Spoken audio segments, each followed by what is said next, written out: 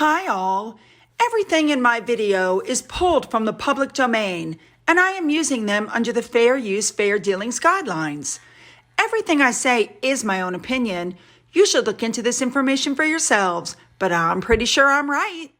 Good morning, everybody. Well, my goodness, we have a lot to cover today. We're starting off with a fabulous photo from Prince William for Father's Day, and then we're moving into the bullying allegations because the investigation is over. Then we're moving on to Sophie and Edward, who just had a wedding anniversary and where they live, and then a quick little thin update at the end. So we have a lot to cover, so let's just jump in and get there, shall we? Let's go. We're starting off this morning with this fabulous picture that was put up by William for Father's Day. I love the photo. Everybody looks relaxed and happy. I mean, this is what it really is all about anyway, right? Okay, let's move on to some of our stories for today. Next up, I'd like to thank the Scamming Duchess for this photo and bringing this to my attention, because this photo clearly shows that Meghan is either wearing a wig or has the world's worst extensions. All right, moving on. And I have to bring this up also. You know, when this picture came out of Louis holding his ears and screaming because the planes that were flying overhead were super loud, the kids had also been hyped up on sugar and stuff. The internet went crazy and claimed he was autistic, he had ADHD, he needed a good butt whooping, blah, blah, blah, for a 4-year-old boy. So how do you explain this then? I think I'm just going to go with the Sussex squad on this one. He lost a game. He's screaming. He's autistic, he has ADHD, or maybe he just needs a good butt whooping. And who's able to look at this photo and think that better up is really helping? Okay, let's move on. All right, ladies and gentlemen, we're going to move on now to the whole bullying allegations. Now, you guys remember that initially Meghan was accused of bullying staff, and also they were accusing William of bullying Meghan and forcing them out of the UK. So I did a video on that talked all about it, and I'm going to place a clip from it right here. So you guys watch this to refresh your memory. Against Meghan Markle. So for those of you who haven't seen some of my older videos, let's just do a quick trip down memory lane so that we can catch up with where we are. Okay? Starting here.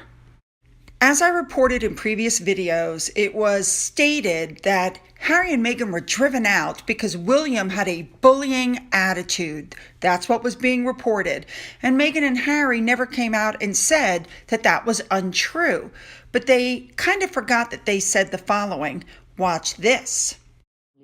I imagine. Yes, his family's been so welcoming and You've met quite a few of them, actually. I have, on both sides of his family, his mom's side as well, which has been really important to me too. But yes, the family has been great, and over the past year and a half, we've just had really nice time getting to know them and progressively helping me feel a part of not just the institution, but also part of the family, which has been really, really special. Trying to track them down. And let's not forget these statements. Remember this? What was it like introducing Meghan to your father and your brother? William was longing to meet her, and so was Catherine. So, you know, being our neighbours, we managed to get that in quite a few times now.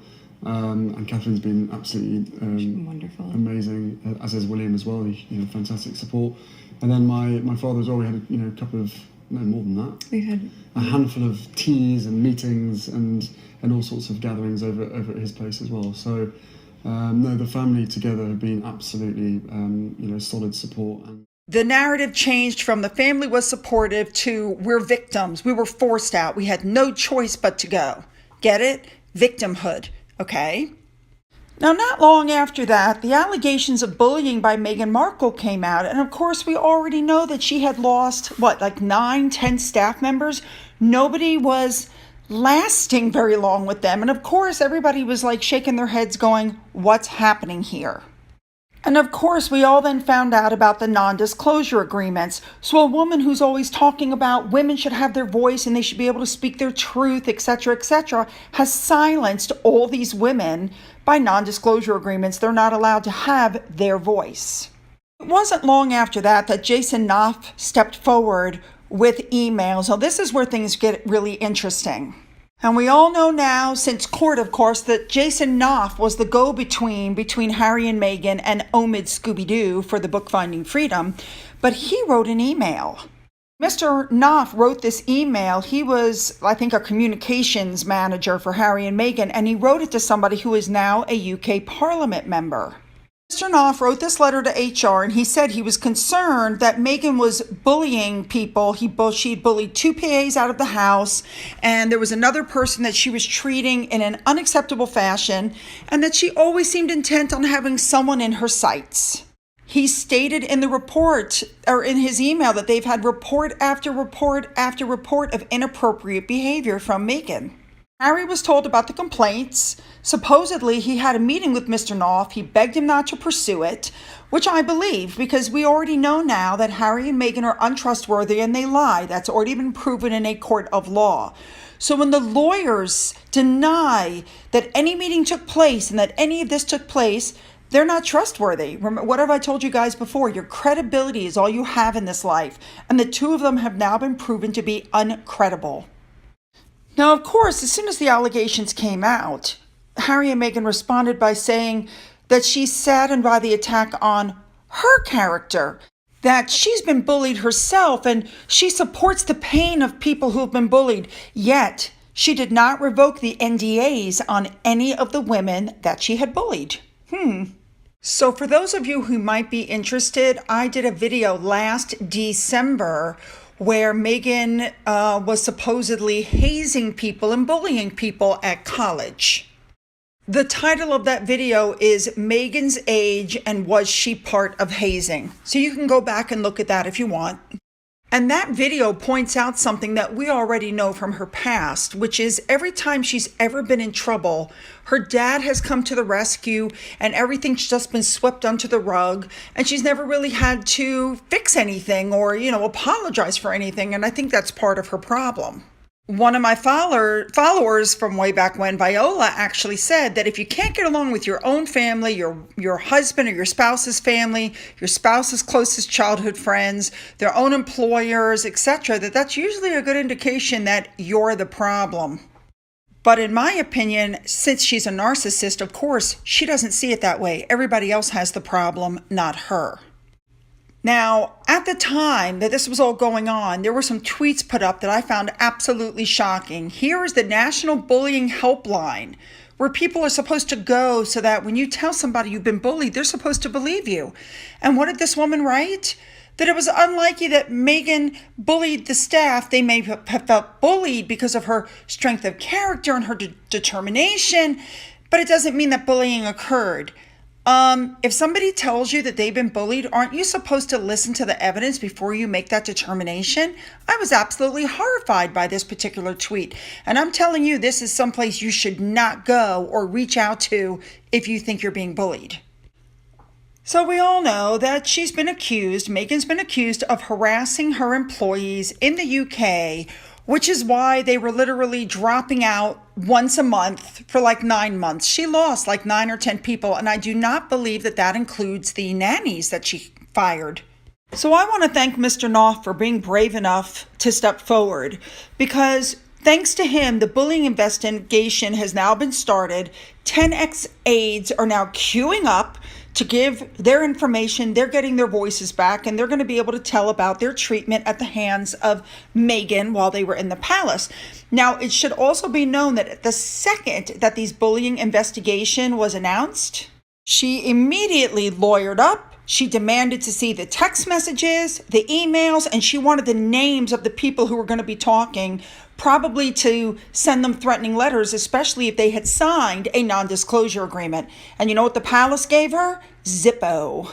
Very interesting. Meghans attorneys tried to stop Mr. Knopf from handing over all those emails and all that evidence because she didn't want people to know really what a horrible boss she is. At one point, it was claimed that William was leaking all this stuff about the bullying, but of course that was proven to be untrue. Now, Meghans' attorney came out, of course, and said, Meghans not a bully. At one point, Meghans' attorney went on the BBC documentary and used a lot of word salad. She stated, bullying is using improper use of power repeatedly and deliberately to hurt somebody. It seems like Meghan Markle's attorney is playing word games, because now instead of saying there's no bullying, she said there was no intentional hurting of someone, which implies that she probably did hurt somebody, but she's going to claim it wasn't intentional. She pointed out that there was no evidence to prove that Harry and Meghan were not bullies because you can't prove a negative. But isn't that the same for the royal family? And even after lawyering up, Meghan was, in my opinion, very stupid and reached out to Mr. Knopf in the middle of that whole court case. And she had to be told by her attorney not to do that again. I mean, really?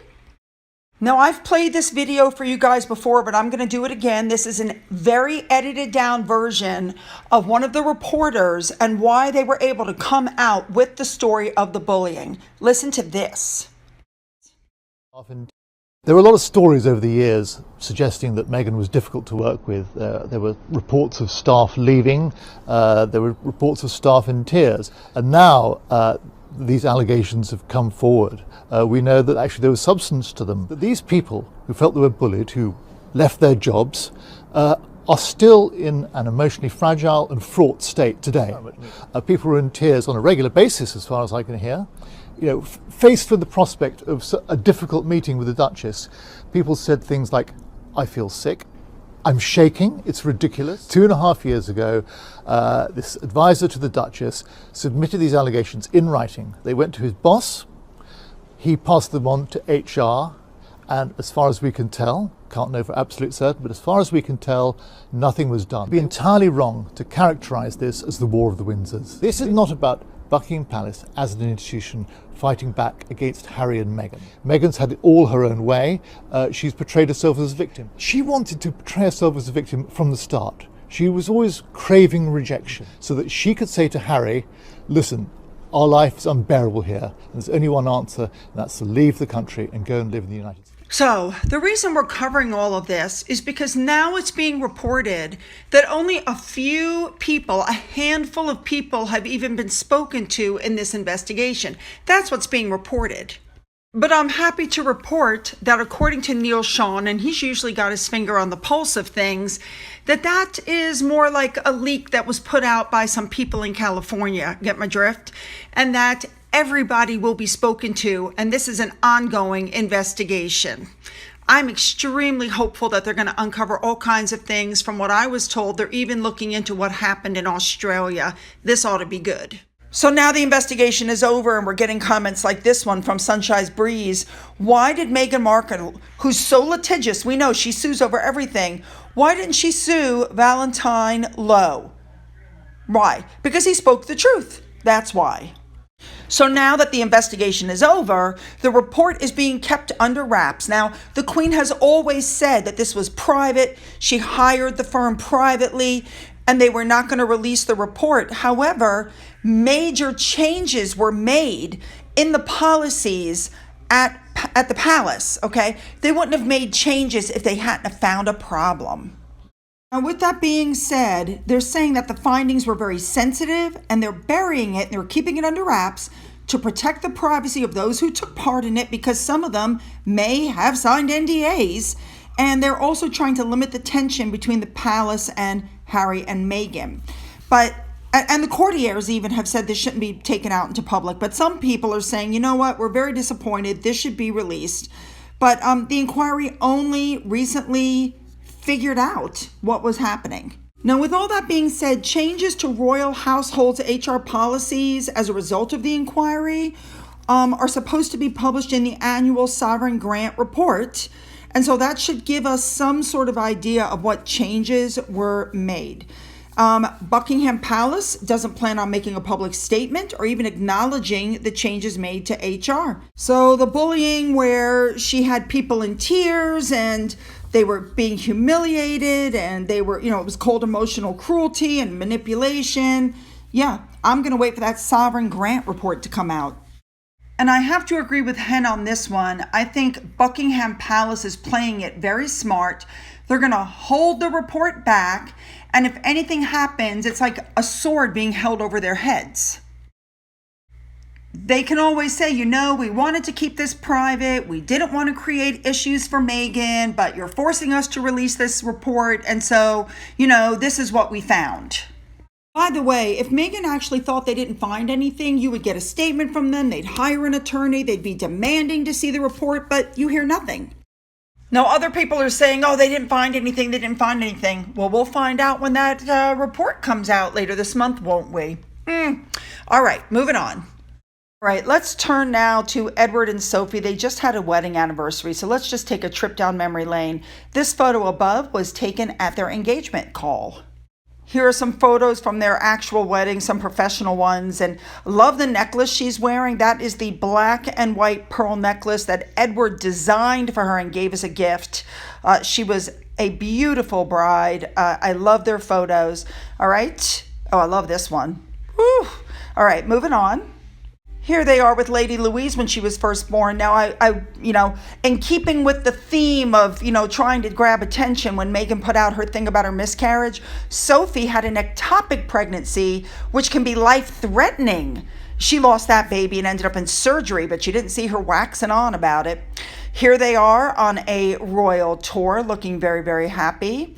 And they always seem to be so, in tune with each other. Here they are at Royal Ascot a few years later. And here they are after Sophie did a biking trip. She biked about 450 miles. 450 to help raise money. Yeah, I'd like to see some other people try that. This is a picture from their 20th wedding anniversary. And this is a recent picture. They just always look so happy together. I'm so happy for Edward, really. I think he has one of the happiest marriages other than William and Catherine. So since we've been talking about people's residences, I want to touch really quickly on where Edward and Sophie live. They live in Bagshot Park in Surrey. They've lived there since they were married in 1999. They have no plans to leave. They just extended their lease from the Crown Estate for another 150 years. It's only 11 miles away from the Queen's home at Windsor Castle, so it's very close in case the Queen needs them. That's one of the reasons why I think Sophie is so close with them, in case, they need anything. The building sits on 51 acres of land and is rumored to have 120 rooms after it was demolished and rebuilt in 1879. They've raised their family there. They're very happy. But can you imagine why Harry and Meghan were jealous when they lived in that house while they got a cottage? So in getting that information for you about the bullying from my previous video, from the memories to bring you up to speed, I found an old Finn update that I thought was just really sweet. So I'm attaching it. Here you go.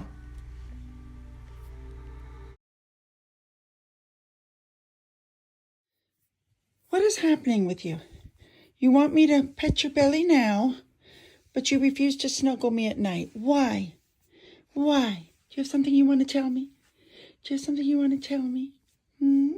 All right, ladies and gentlemen, so I really want your thoughts on how the bullying allegation ended. Do you agree that the palace is right to hold the information back so that it's basically a sword held over their head?